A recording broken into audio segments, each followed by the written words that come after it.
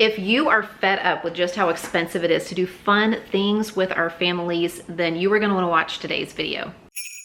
I know we talk about inflation a lot as it pertains to grocery prices, but it is everywhere for families and really everybody these days.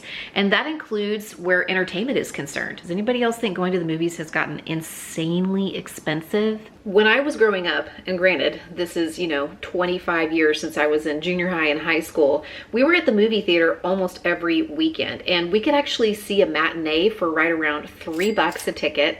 And if we walked into the movie theater with a $10 bill, we could get a ticket and probably a small popcorn and a drink and still have a little change left over. But nowadays, to take my family to a movie, it has just gotten so expensive. For tickets alone for my family, it would be over $40, close to $50 once we factor in tax. If we split among the 5 of us, 1 large popcorn at about $9 and 2 large drinks at about $7 a pop. The least expensive candy options are gonna run around $3.99 a box. So if we're getting one just for each of the kids, that's another $12 or so that we're tacking onto our total. How much is that altogether? So altogether, we're talking about almost $80 to take my family to see one movie. So for about 90 minutes of entertainment. And I don't know about you guys, but has this ever happened to you? You're walking out of the movie theater after just dropping tons of money on candy and popcorn and fizzy drinks, and they ask you what's for dinner?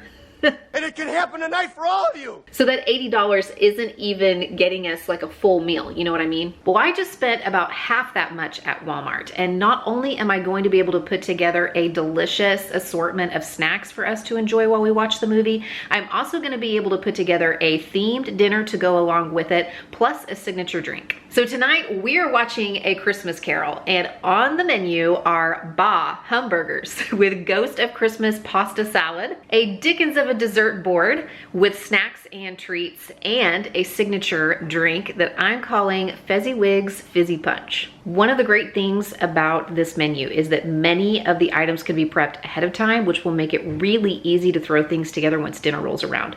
So I'm gonna get started on those things, beginning with the Ghost of Christmas pasta salad.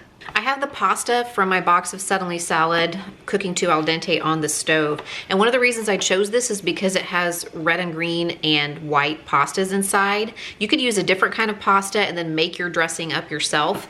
I am going to doctor up this Suddenly Salad dressing kit. I'm gonna use a 1/4 cup of olive oil. I'm gonna add about a teaspoon of minced garlic, 2 tablespoons of vinegar. I'm gonna use balsamic, but a different kind of vinegar, like apple cider vinegar or champagne vinegar, I think would be just fine. 2 tablespoons of water, just about a teaspoon of Dijon mustard. It acts as an emulsifier, so it'll keep all the liquids together. And then the contents of the seasoning packet. I'm gonna just stir all of that together until it's combined. I should have put it in a jar so I could shake it up. And then this will be what I use to dress my pasta salad. When my pastas were cooked to al dente, I did rinse them under cold water to stop the cooking process, and I have them in my bowl here. And I'm going to add some chopped red bell pepper. You could do tomatoes, like grape tomatoes or cherry tomatoes instead, but my family actually doesn't care for fresh tomatoes. We like tomatoes in things cooked, but just not fresh. So I went for red bell pepper for the red. I'm also gonna drop in these mozzarella pearls. You could buy string cheese and chop it up. You could use, a different kind of cheese. I just think that these are super, super easy because they just break up into little pieces like this into your salad. I have my dressing here, which looks and smells delicious, and I'm gonna toss all of these ingredients with the dressing. If you're thinking this seems like a lot of dressing for just these ingredients, I'm going to put this right here in the fridge, and then right before we are ready to serve it, I'm going to toss all of this again with a few cups, like several handfuls of spinach. You could use kale, you could use romaine, chopped romaine, or a different kind of lettuce. I didn't want to put the lettuce in until the very end, right before we're ready to eat it, but that is going to help disperse some of this dressing across too. But all of these ingredients are now ready to go, and they're going to kind of marinate in this dressing for a few hours until dinner time. Yum.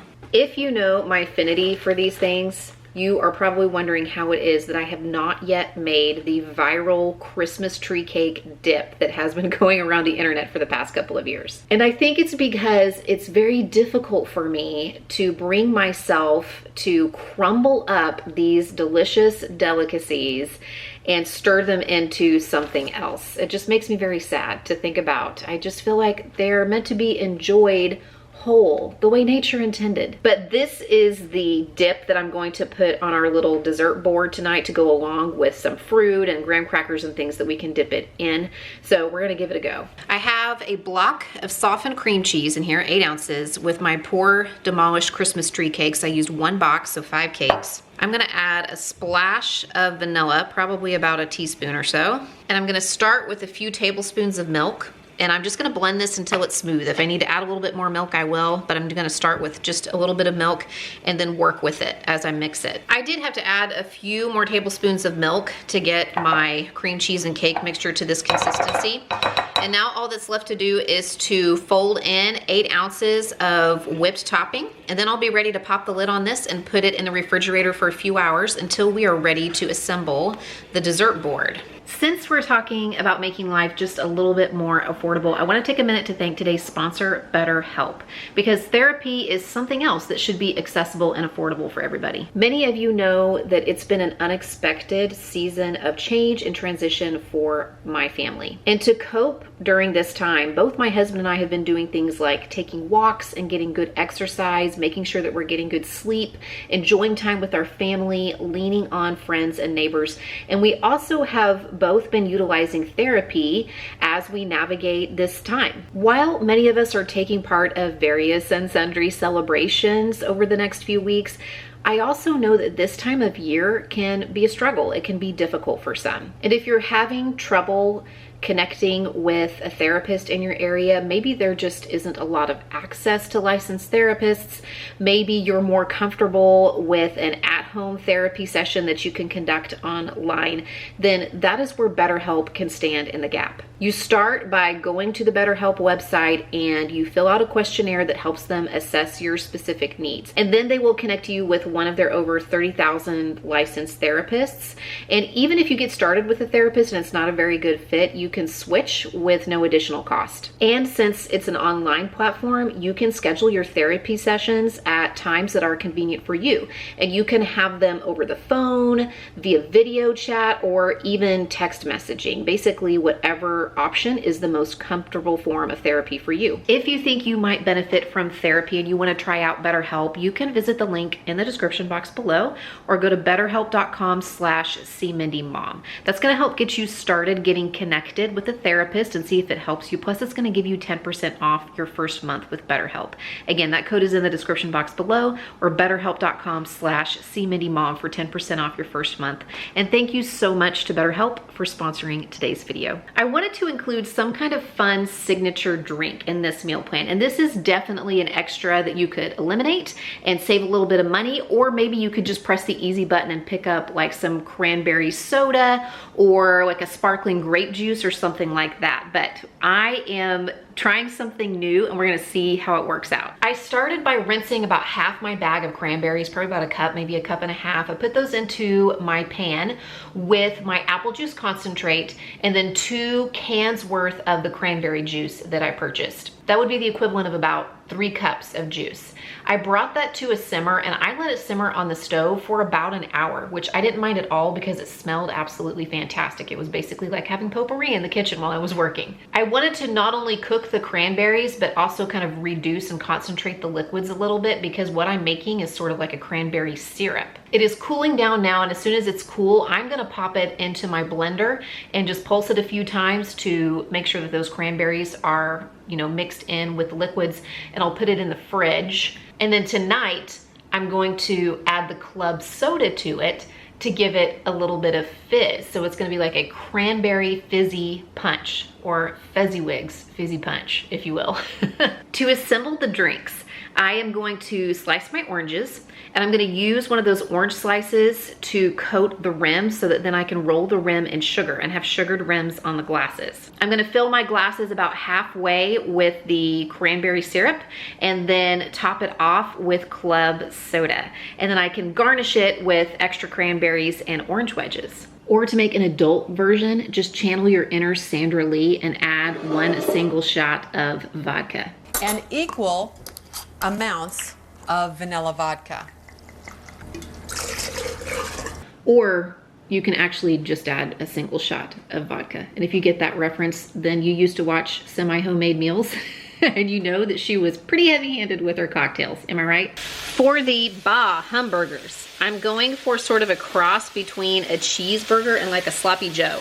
So I just finished browning up my pound of ground beef. And I'm gonna add about a teaspoon each of onion powder, garlic powder, and paprika. And now I'm gonna add about a tablespoon or two, probably closer to 2, of mayo, ketchup, plus a few teaspoons of Worcestershire. Most of my spoons are in the dishwasher right now. Look at how puny this little spoon looks compared to the pan. I'm just gonna stir this all together. And I chose Hawaiian rolls for this particular recipe. You can choose a different kind of bun if you want, or a different kind of roll. I sliced them in half and laid them out on a parchment lined cookie sheet.